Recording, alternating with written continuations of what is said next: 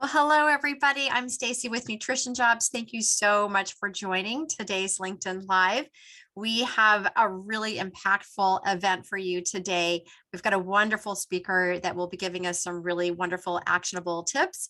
I have always understood the value of using your voice and the value of food policy and food politics and the voice that food can and conversation around food can impact consumers. And as dietitians, we have a very unique role and lots of unique skills to make that happen. The power of relationships, we know, is super, super important. And that's why I'm beyond thrilled to welcome you here with our guest speaker, Maggie Sommers Gentile. And Maggie and I met a while ago via LinkedIn.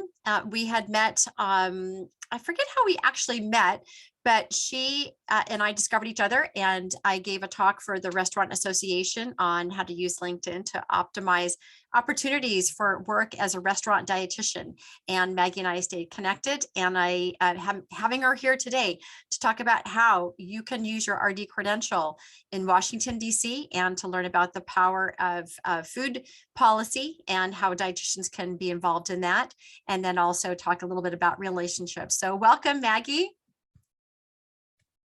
Maggie, there you go. Thanks so much. Glad to be with you today. Yeah, that's we're very, very excited. Let me give you guys a little background on Maggie. She is, let me make sure there's somebody else coming into the room. Maggie is involved with the food directions, and she is a food policy expert.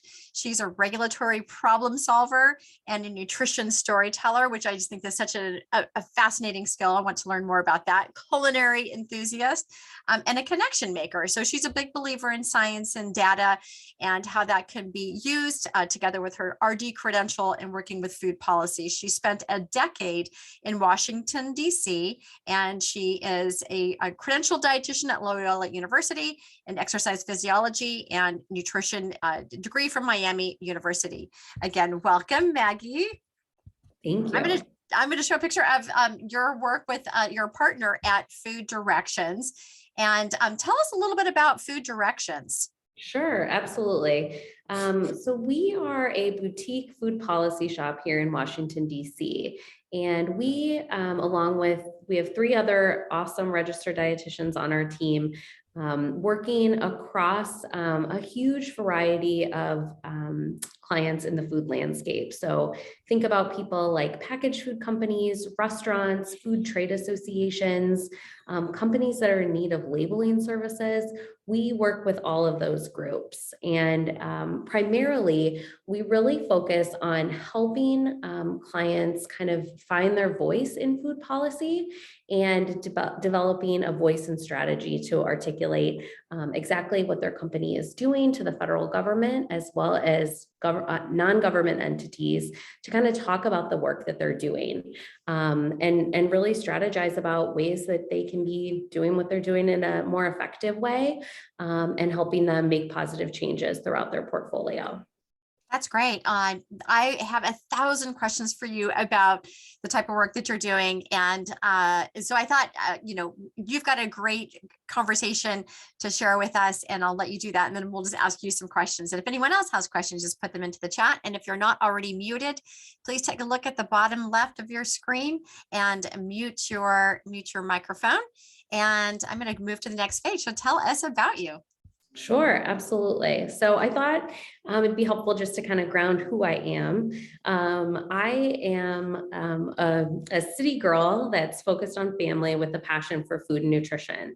I originally grew up outside of Chicago in the suburbs and now live on Capitol Hill here in Washington, D.C. With my husband and my 3 daughters. In my free time away from work, we really are enjoying the neighborhood and just kind of everything that the nation's capital has to offer. I love fitness classes. I love to plan travels that my family takes. And I'm always up for a good DIY.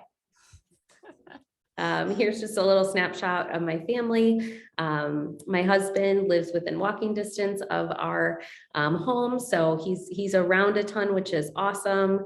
And we have 3 little girls, Summer, Olive, and Chase, who is brand new.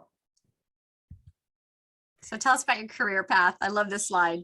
Sure. So as Stacy mentioned, I majored in dietetics at Miami University in Ohio. And from there, I was placed in a dietetic internship and a master's program at Loyola in Chicago. I am a registered dietitian and have a master's of science degree. During my studies, I had the opportunity to have a DC internship, and that has really led to relocating here full time and helping build a life here in DC over the last 12 years. So I thought this would be kind of helpful just to kind of talk about the cadence of my career. In 2006, I had that internship that I mentioned, and that internship was actually working for my current business partner. So that's where Beth Johnson and I met back in 2006. And it was a relationship that, you know, the two of us kind of hit it off, and something that I knew was you know, really special. And so tried to kind of keep in touch with her, network with her as I finished my academic career and started my first job.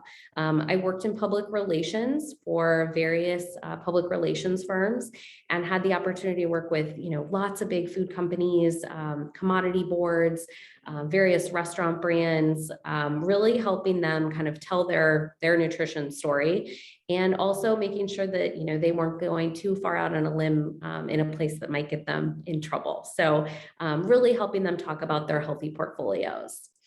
From there, Beth had started her next position after she left the government at the National Restaurant Association, leading their government relations team, and asked me again, since we had kept in touch, to help with their food and healthy living portfolio at National Restaurant Association. So I moved down to DC, had a chance to work for her under that umbrella for a second time, which was just really incredible, and really gave me a great foundation in, you know, such a unique industry, the restaurant industry.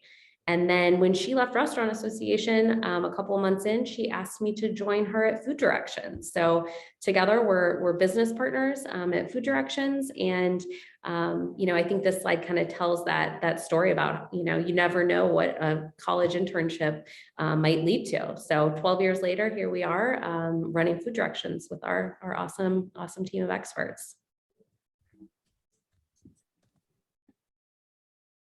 So I like to say that there's power in relationships. I think that slide that I just talked about kind of lays out the career journey. You just never know where things are going to take you, but helping maintain relationships, helping make connections, you know, you just never know what's going to happen. For me, it's really fostered a career that's allowed me to create a company that, you know, I'm really proud of. I get to work with lots of brands and, you know, groups that you know, are doing awesome work in this space, and that we can help do even more positive work in this space.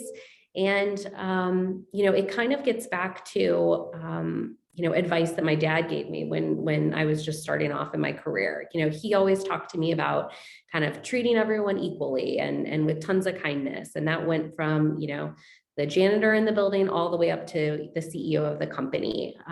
So it was kind of a habit that I created to kind of try to build strong relationships with the people that surrounded me. You know, it was not just that my colleagues that work for me or, you know, alongside me, but, you know, sometimes adversaries. I found it's just so important to try and find commonality, try and, you know, build relationships. Maybe you're not going to agree on everything. Maybe you'll never agree on something, but, you know, just trying to find a place that, you know, you can get to know somebody maybe on a different level, has really been beneficial to me in my career.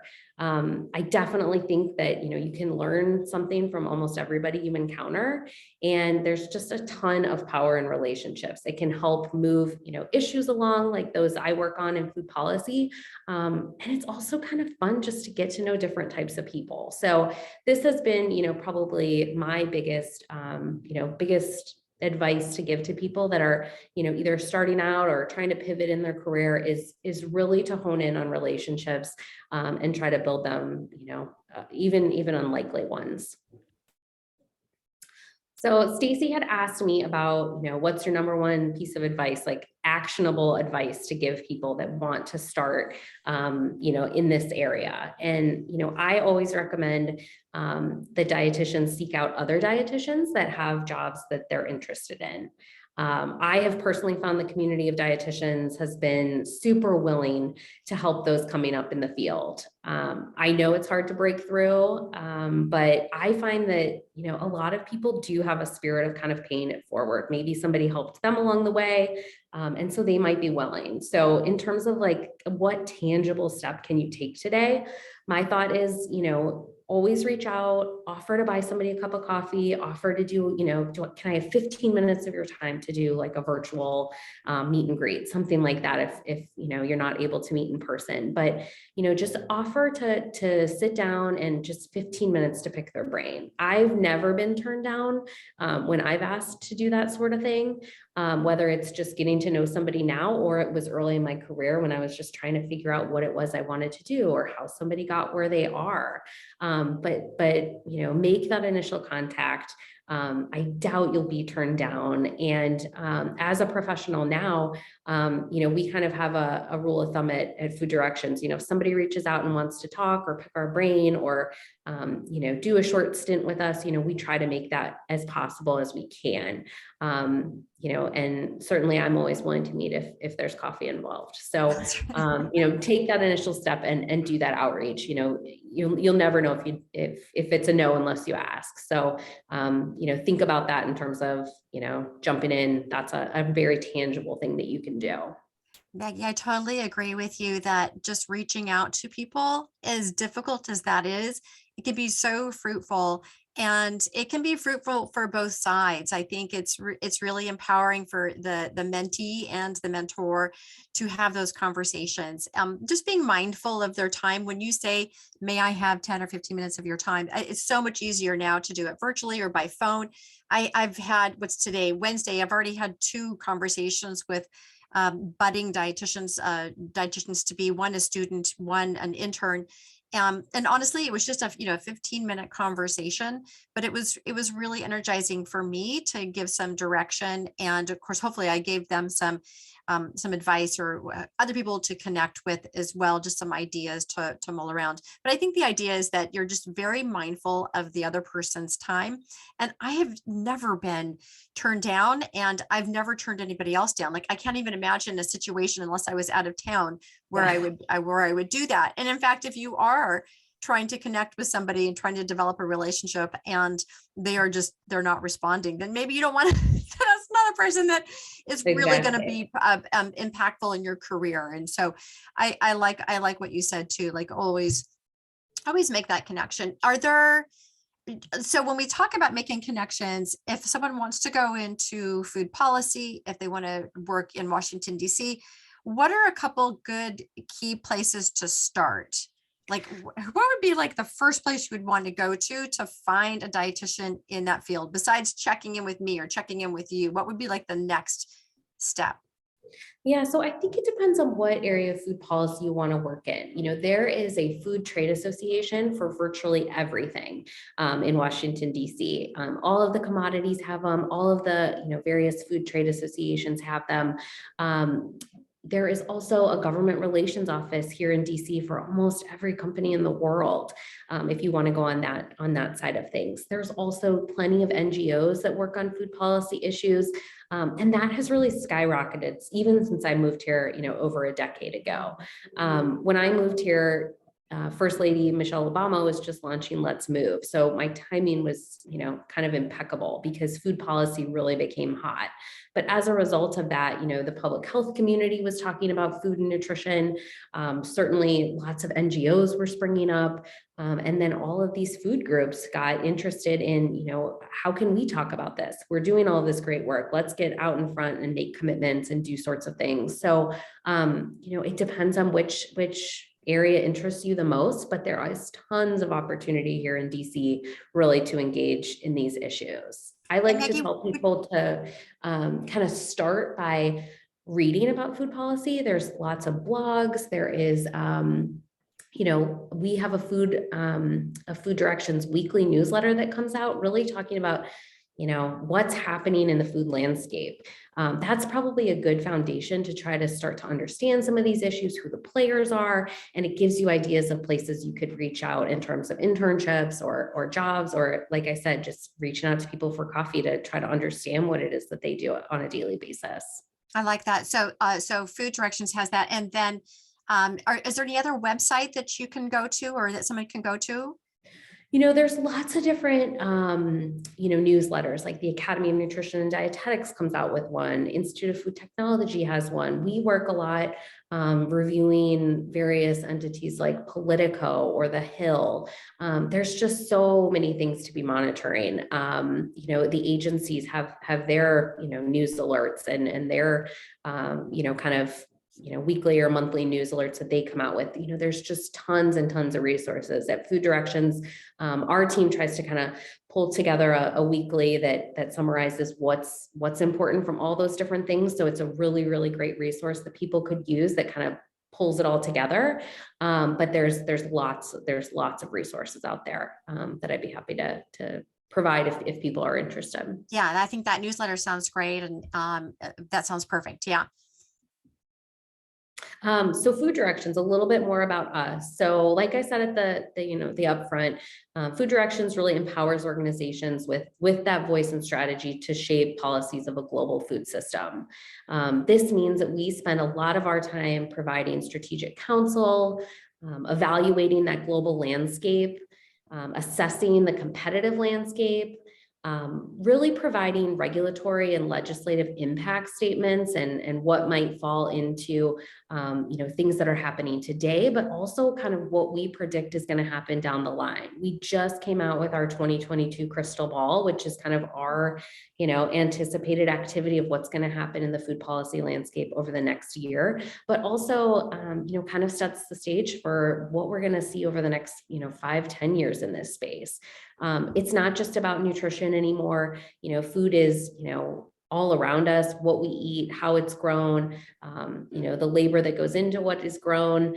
There's just all sorts of things that are, impacting what we think of as food policy. Sustainability has become huge in this area. Those are all things that we at Food Directions are looking at, thinking about how it's going to impact clients and really how they can work to get ahead of some of these things before, legislative or regulatory changes start to impact.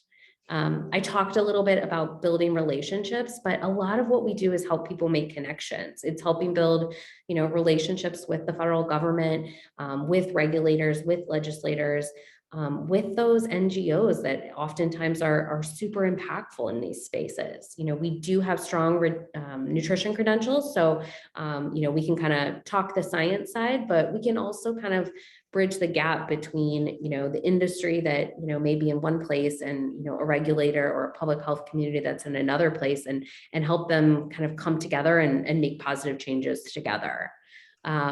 We are, like I said, monitoring all of those developments so that we, are able to keep people apprised so that there's just no surprises as they're working on, business plans and business impacts of what happens here in Washington. Maggie, as you're saying all this, it's so interesting that obviously the work that you're doing and the information you're giving to other dietitians about food policy is super interesting.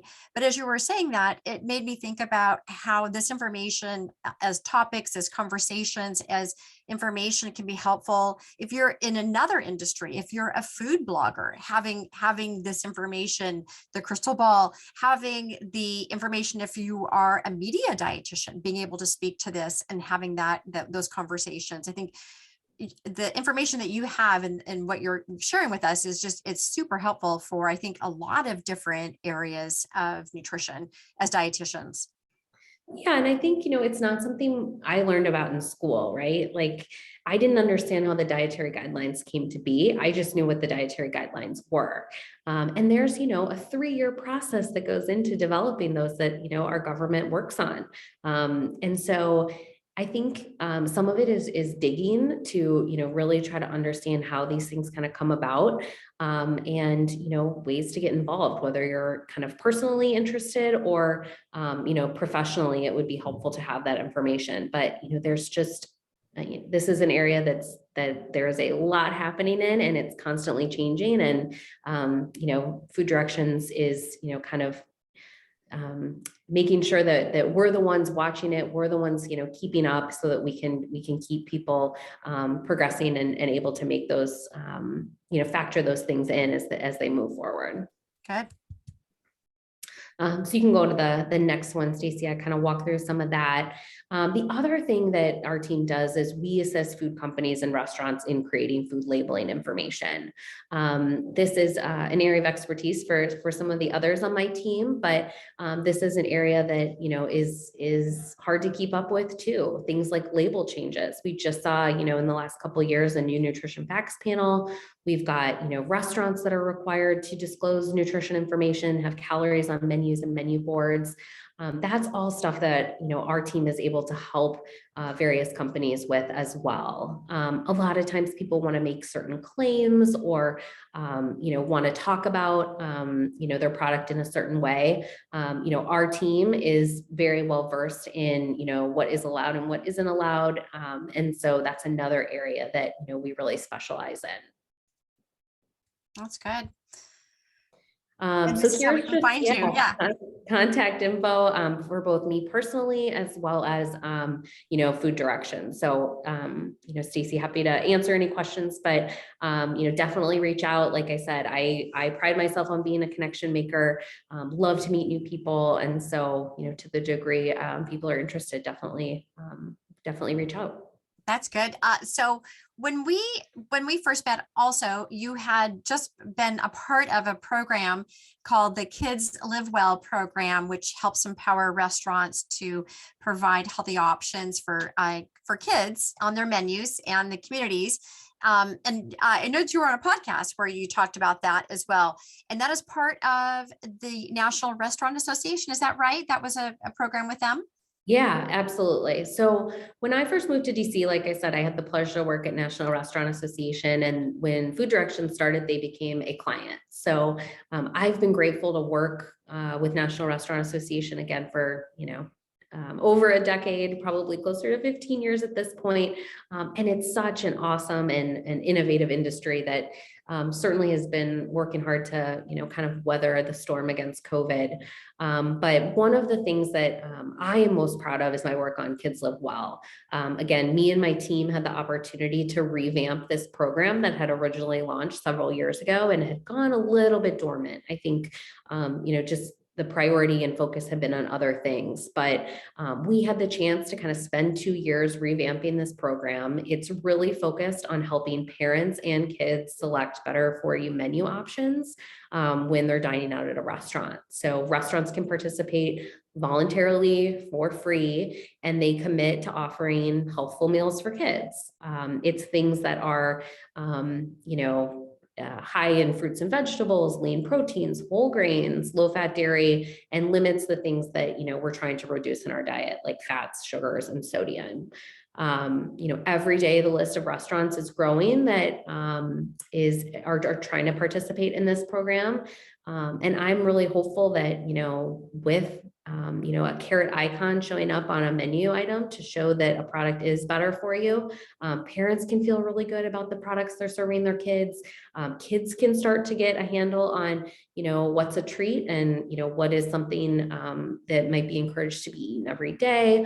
But we're really excited about this program growing. We're really excited about, restaurants innovating and creating cool stuff that's not just healthy and meets the standards, but is also interesting to kids. So we are really excited about the positive impact that this is going to have on the country. That's good. So the National Restaurant Association is funny. We just wrote a blog article about becoming both a culinary dietitian and also becoming a restaurant dietitian. And in there, put some references and resources about how people can join. And I know that there's also like a lot of subgroups within the Restaurant Association. And I've got a list of those over on that article. I'll put a link in our notes here for you guys as well. But is it an application process? Dietitians to be can just join? So typically the way it works is, restaurants are hiring dietitians all the time. I think we saw a lot of growth in this industry when menu labeling first passed, as people were trying to figure out how do I figure out how many calories are in my product or how much sugar or, those types of things. But it's really morphed into this awesome industry for dietitians to be engaged in. They're working on, variety of food policy issues. They're working on menu innovation and regulatory compliance, on claims, on menu design, just all sorts of things. So typically, once you are part of a restaurant brand as a dietitian, and you're part of the association, there are just huge resources for RDs. We had Stacy speak at the Nutrition Expert Exchange. They do a couple meetings a year where we provide great speakers like Stacy to talk about, growth in dietetics, to talk about, what's happening in the food policy arena, maybe data around plant-based trends, just various things. But there are, lots of ways for restaurant dietitians. It's a very, very small niche of people, but they can work together through National Restaurant Association to kind of share best practices, share intel, and network. So it's a really, really cool group. Yeah, it was really fun to learn about that a little bit more. And on that blog article, if anyone wants to find it, I'll put it in the show notes, but it's nutrition jobs and then restaurant dietitians. You put in those 3 words and that article should pop up. But there's a whole list of things that restaurant dietitians can do as a full-time job or a side hustle or consulting, whatever it might be. There's so many different ways that we can get involved in that. So that's wonderful. I had a question that popped up in the chat. Let me see if I can find it again. The one was about how to get involved with the restaurant association. So we got that one taken care of. Maggie, are there any specific skill sets? I have noticed in working with you is that you're a really good communicator, that you're very succinct, but you're also very diplomatic. I noticed that about you when you're talking about, making relationships with lots of different types of people that work on your side or not on your side. And do you have any tips for success for people who want to become better communicators or better with relationships? Is there anything that you have found over the years or something that you were sort of born with that has been an ally for you? Great question. Like I said, we're not formally trained in this manner. We're always working towards passing that RD exam. But, I think branching out, trying different internships, seeing what fits. I spend a lot of time reading and summarizing things. I have found, a lot of our clients aren't in the science or nutrition field. So they're not interested in, 5-paragraph summary of a journal. They want the 3 high points. They want, 1 paragraph summarizing something. And so I think as a dietitian, that can be a little bit frustrating because you don't want to lose the context, but you have to kind of meet people where they are and know who your client is. And so at times it might be important to, dive into that deep science side, but at other times you kind of gotta, keep it high level and learn how to summarize. So that's a lot. We spend a lot of time kind of, breaking things down to make them simple.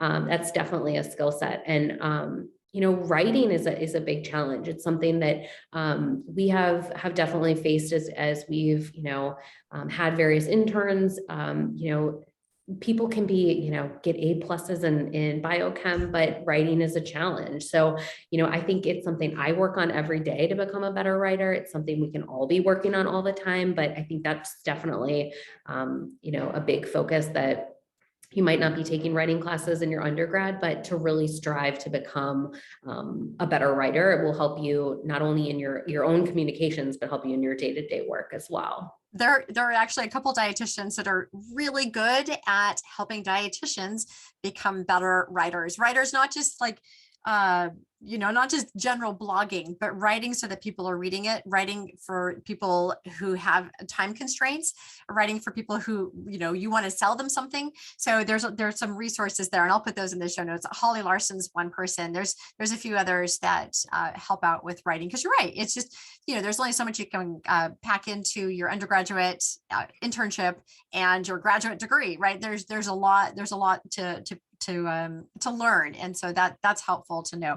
And I think, right. Oh, it sounds like also being very respectful of people's time. I love the idea of being able to, as I say, like succinctify something into bite-sized pieces of information that the industry person can really get. And I think that's the beauty of the dietitian, right? Is this person that can take this big, juicy paper, research, trend, whatever it might be, distill it down into actionable items for them. And so that's your power. That's what they're paying you to do.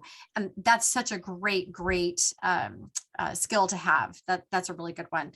Great. Okay, Maggie, oh my gosh, this was fantastic. I'm super energized. I feel like I want to go out to Washington, DC again. And it just feels so powerful. So thank you for your words of insight, wisdom, and just opening our eyes to different opportunities within dietetics. I think that is so helpful for everybody. It just gives you ideas about where you can go for your next step, or it could just help percolate where you want to be as a dietitian. So I really appreciate that. Sure. We have the instant makeover coming up next week. If you think you've got a job coming up, or you know that you'll have a job coming up, you definitely want to check out the instant makeover for resumes and LinkedIn profiles. We'll talk a little bit about interviewing as well, but it's a monthly event, the workshop style. So you get a nice juicy workbook. We're doing it next Wednesday. Sign up if you can. Before, I've always got lots of other resources on the website as well. We've got how to, if you just want to do self-study, do it all on your own. We've got the Maxi resume essentials to get the interview. And also we've got building a LinkedIn profile to boost your business as a dietitian and beyond. And of course we have the resume templates, which are always super popular. We're always adding more. They're about to add another template in there as well for the same cost. So you'll enjoy that. And then you can always grab my LinkedIn checklist. It is on my website. It's on my Instagram profile. You can find that, and that having that optimized is super helpful. And Maggie and I have talked about doing this, and I just find that it really helps you look modern, professional, and outstanding. And then of course, go over to YouTube for replays of all of these that we have. We've got tons of them, all to empower you as dietitians. And Maggie, thank you so much for being Sure. here with us today. This was super helpful. And I really love your words of wisdom and generosity in your telling us how we can get involved in food policy and all the resources that Food Directions has as well. I really appreciate that. All right. Does anybody have any more questions? I think that was it. Great. All right. Anybody, let me see if I have any more slides. Oh, it's just connecting with me. You know how to connect with me. That's it.